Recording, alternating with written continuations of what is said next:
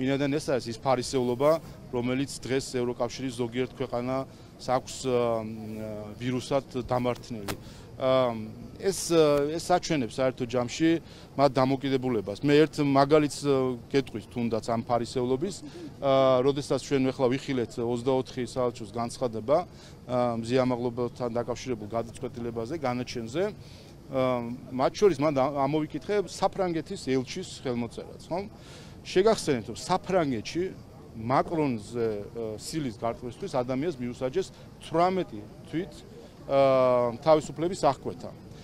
საიდანაც შემდეგ სასამართლომ, ვინაიდან პირმა ითანამშრომლა სასამართლოსთან, აღიარა თავისი დანაშაული, 4 თვე საპატიმრო მსჯავრად განსაზღვრა, 14 თვე პირობითად.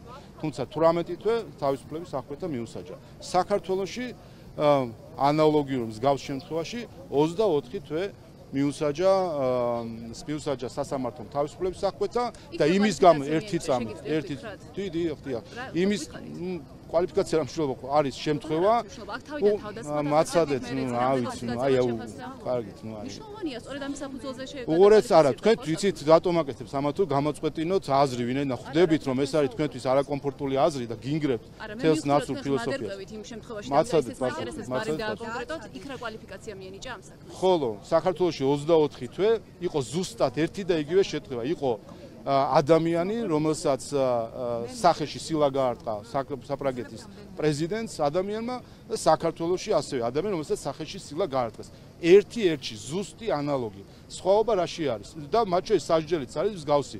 18 თვე საფრანგეთში, 24 თვე საქართველოში. რა არის განსხვავება? განსხვავება ის არის, რომ საფრანგეთში 4 თვე იყო საპატიმრო და 14 არასაპატიმრო, იმის გამო, რომ ითანამშრომლა საპროცესო შეთანხმება გაფორმდა საფრანგეთში, ითანამშრომლა აღიარა პირმა თავისი დანაშაული და სასამართლომ შემდეგ ასე განსაზღვრა. ხოლო საქართველოში არც ითანამშრომლა, არც აღიარა და არც მათ შორის შეთავაზებულ საპროცესო გარიგებაზე წავიდა მზია ამაღლობელი.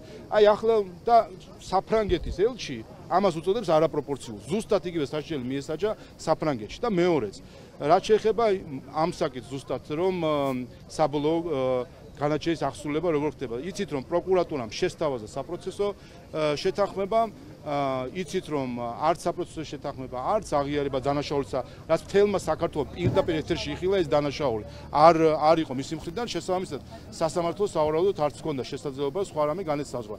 და იცით რაშია საქმე? თუ კი სადმე ეძებს, თუნდაც მზია ამაღლობელი ან მისი გულშემატკივრები ეძებენ დამნაშავეებს, თუ რატომ არის ასეთი სასჯელი, ეს დამნაშავეები ისხდნენ იქ. ეს დამნაშავეები ისხდნენ იმ დარბაზში ელჩების სახით. აი ეს ელჩები, რომელიც იქ დარბაზში ისხდნენ და რომელიც აგულიანებდნენ მზია ამაღლობელს, რომ არ აღიარო დანაშაული, არ ითანამშრომლო გამოძიებასთან, არ წახვიდე საპროცესო გარიგებაზე. ზუსტად იმ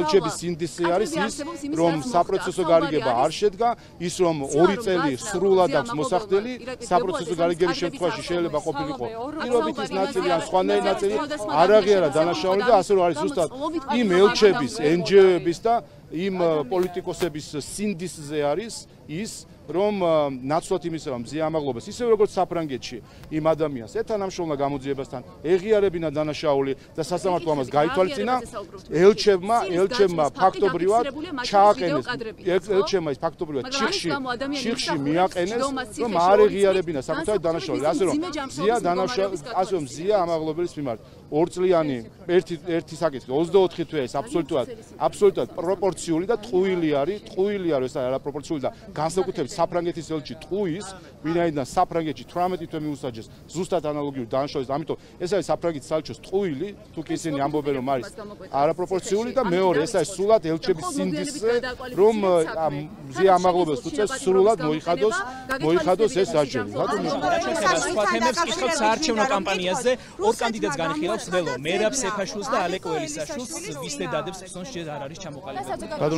ხო,